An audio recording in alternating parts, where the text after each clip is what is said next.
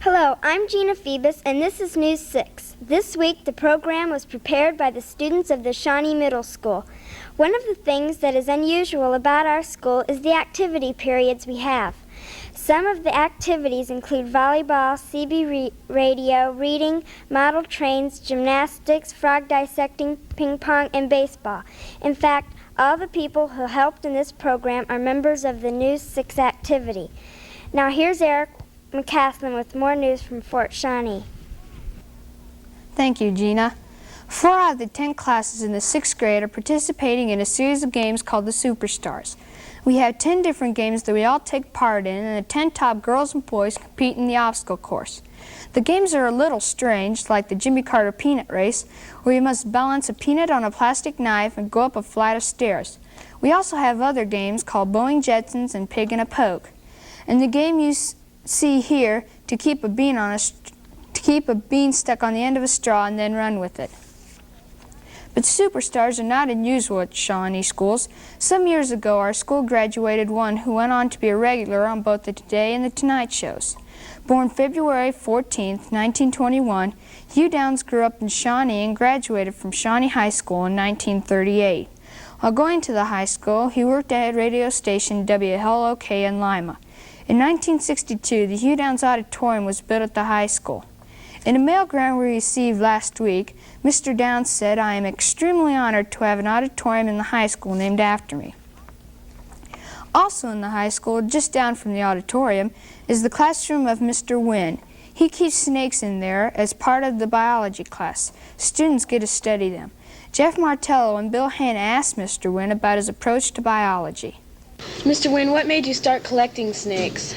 Well, when I was in the 3rd grade, I had a teacher who used to let us go outside, and our school was beside a field and some woods, and we used to go out there in the spring and collect frogs and things, and also snakes. She let us bring all these things into the classroom, and I've liked it ever since. Okay, what types of snakes do you have, and how many are poisonous? Well, we've got 2 common boas, a rainbow boa, an Indian python, a bull snake, and 2 rat snakes. None of them are poisonous. Have the snakes ever bitten you? Most of them have. It's usually under very peculiar instances, though. For example, if you take a rat out and the snake can smell the rat, and then if it sees any movement, they're not very smart, and they associate the movement with the rat, and they'll bite you. Okay, what do they eat, and how much do they eat? Well, it depends on the size of the snake. Most of our snakes eat rats and mice, and if you can get birds and things like that, they can eat those too. We usually feed them twice a month, and something like a 6-foot snake will eat, maybe 4 half-grown rats a month. We want to thank Jeff and Bill for that courageous interview and for the time and information of Mr. Wynn. And now over to Betsy Kanapke to tell you more about our school. Thank you, Eric. Our school had a contest between the 6th, 7th, and 8th grades to see what grade could bring in the most Post box tops or Campbell soup labels, and we won. The reward was a skating party offered by the Shawnee Parents Group. There were activities like the snowball, where the boys skate with the girls, as well as others like the Grand March, the bunny hop, the hokey pokey, speed racing, and the box race. But the best part was seeing the teachers on skates. Another way we used to raise money to buy playground equipment, music for the band and chorus, a sign to tell people we're the middle school, was to sell magazines. Everyone who wanted to could participate. For selling a TV guide subscription, you got a stuffed animal. The prizes drawn at the end of the campaign, which brought in over $12,000, were a TV set, walkie-talkies, and others. But when we talked about magazines, what comes to mind is the book 100 Miles of History, written by local historian Dale Archer. Brad Gerdeman and Todd Weintraub had an opportunity to talk with Mr. Archer about his book and the history of our community. Mr. Archer, what got you interested in looking for the sites? Over the years, I've been a student of history, and I gathered these sites for possibly the last 15 years. And I wanted to put a book out in order to mark them and make them remembered. What motivated you to write your booklet? It basically came from a request of a class of youngsters about your age last spring that asked me to take them on a tour. They liked it so well, there were other requests, and I decided to put it into a booklet so that it would be available for everyone. What are the oldest and most famous sites in the Shawnee area?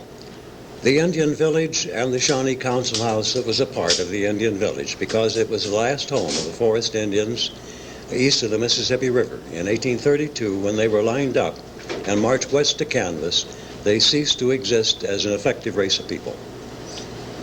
How many miles does your tour cover in the Shawnee area? Approximately about 102 miles. It can be changed a little bit. You can move away from one side and cut a mile or add a mile. About 102 miles would be a fairly accurate figure. We want to thank Brad and Todd for that interview and thank Mr. Archer for his time. Now here's Chris Hostetler with more stories from the Shawnee Middle School. Thank you, Betsy. Mr. Archer is not the only one who writes in Fort Shawnee. The Brave is our school newspaper. It has a lot of columns we enjoy. Columns like Nosy News for Lovers. It's written by Monica Woodard, who takes notes at slumber parties. Roses and Onions is a fun column. Roses are for people who do good things, and onions are for those who do bad things. Uncle Dixie's Lonely Hearts Club is a column for people who think they have a problem. The paper has a large circulation within the school. Outside the school, we have a piece of history. A few years ago, a large apple tree that was supposed to be planted by Johnny Appleseed blew down in a snowstorm.